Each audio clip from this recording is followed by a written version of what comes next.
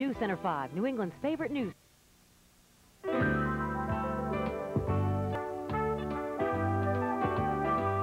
week, principal at Kelly Elementary in Moore, Oklahoma, the Smile America City. And we're doing our part to help children say no to drugs. Good morning, America! Hey, all of you at Kelly Elementary School in Oklahoma City. Good morning, I'm David Hartman. And I'm Joan London. It is Tuesday, November 18th. The American family is changing, and one of the biggest changes, the number of women, wives and mothers going to work outside the home.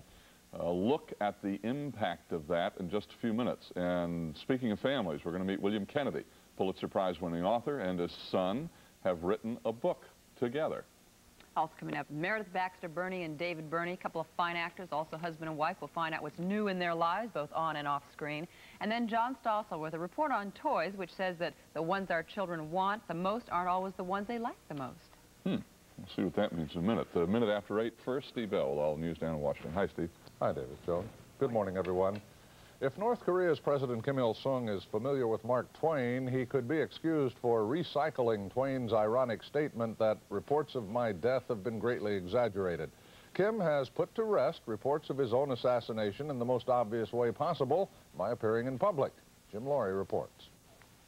To clear up the mystery and end the speculation, North Korea broadcast through China an apparently happy and healthy Kim Il-sung alive and well in Pyongyang, the North Korean capital.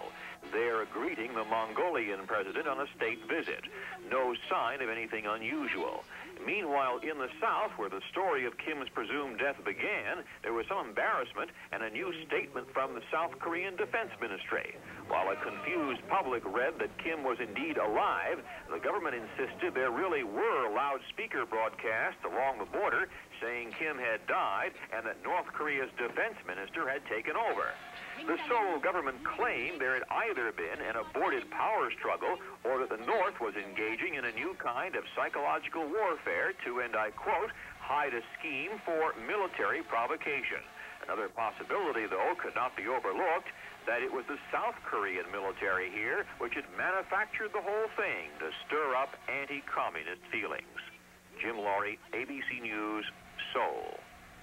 In other news, Florida death row inmate Theodore Bundy has won a stay of execution. Bundy was scheduled to die this morning for the 1978 murder of a 12-year-old girl.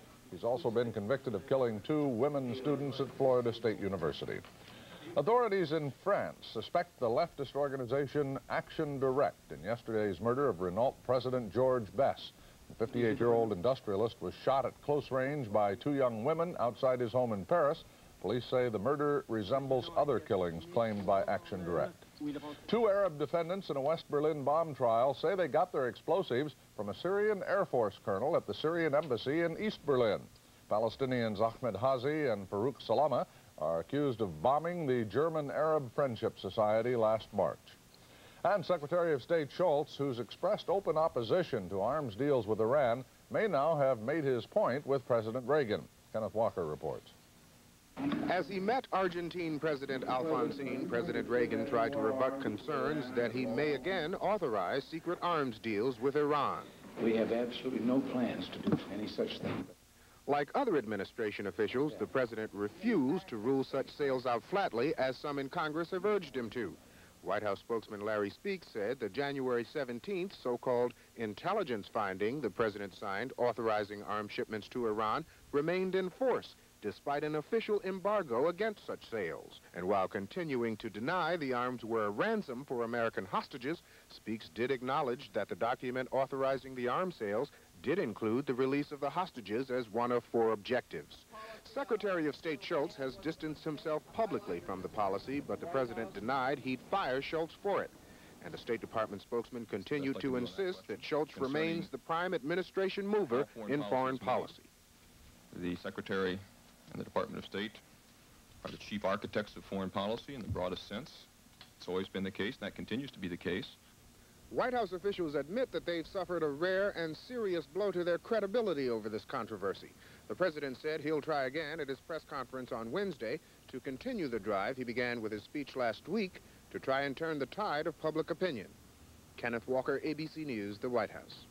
Also this morning, the SEC investigation of Wall Street insider trading is expanding. The SEC is probing Drexel Burnham's links to investor Ivan Boesky and Boesky's ties to at least 10 other investors. Conversations reportedly tape-recorded by Boesky are said to implicate some top Wall Street traders.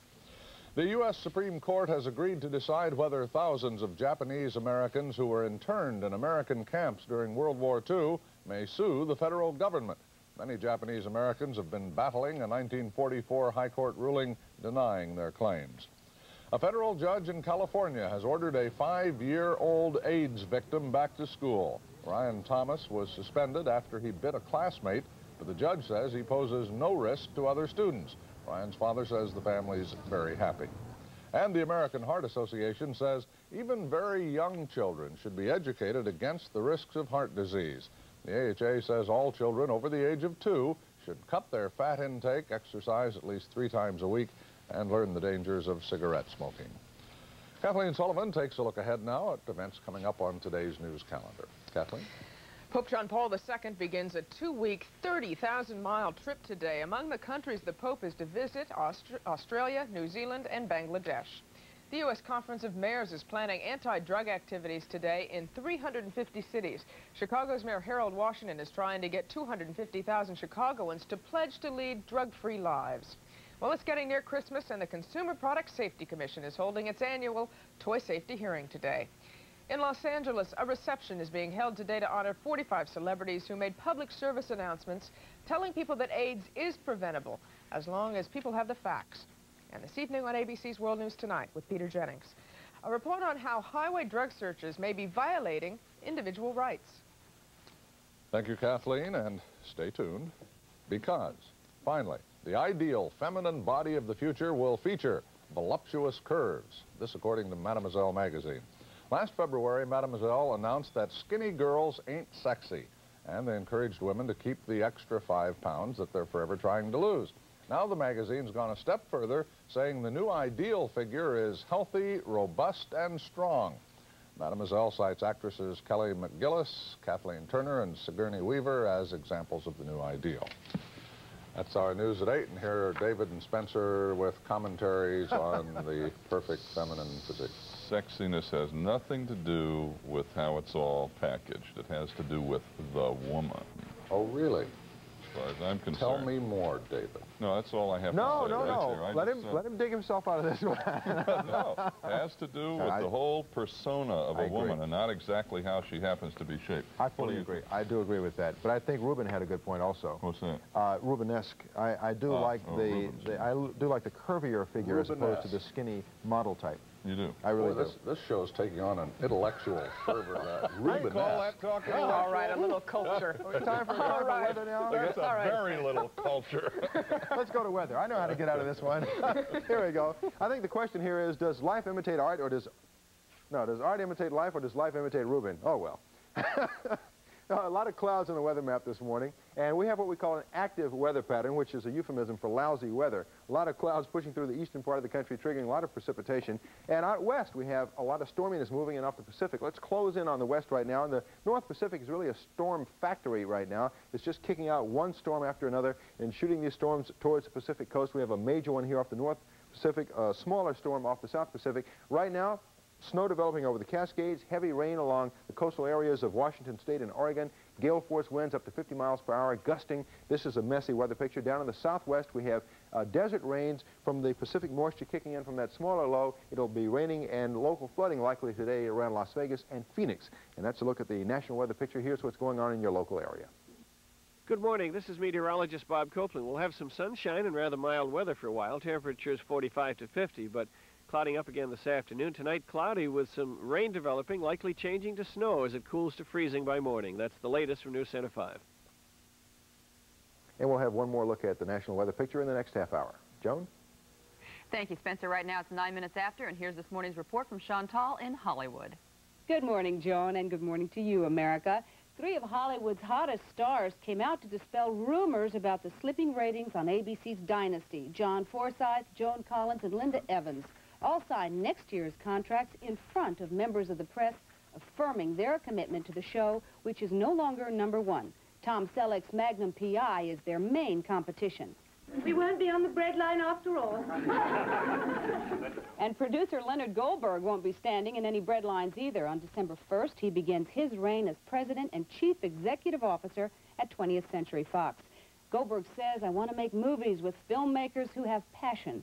If his last two movies for ABC, Something About Amelia and Alex, the Love of a Child, are any indication, Goldberg's contribution could translate into increased film revenues for 20th over the course of his 3-year deal. ABC's Growing Pains joins the anti-drug war tonight, taping an episode on which teen star Kirk Cameron is tempted to use drugs at a party. The episode, scheduled to air in February, ends with Cameron making a direct on-camera appeal. You don't have to try drugs to be cool, he says. Then he adds, I'm not being paid to say this, it's how I feel. And Rosanna Arquette can feel proud. Little sister Patricia has landed a role in Nightmare on Elm Street 3. Joining her will be Dick Cavett, who plays What Else?, a talk show host who gets pulled into the horror. And diminutive songster Paul Williams is about to become the Wizard of Id in a live-action film based on the comic strip by Johnny Hart. Hart and Williams have co-written that script. On the set of her next film, Shy People, 27-year-old Mare Winningham, who's been pregnant during her last 3 films, is expecting baby number 4 for St. Elmo's Fire. Her pregnancy was camouflaged. Here, they've written it right into the script. Now she's into her 8th month, and the film is 2 weeks behind schedule. All are hoping to wrap the film before Mare is wrapping up her baby. Until tomorrow, in Hollywood, I'm Chantal. Thank you, Chantal. Right now, it's 11 minutes after The American Family. 2 very different views right after this.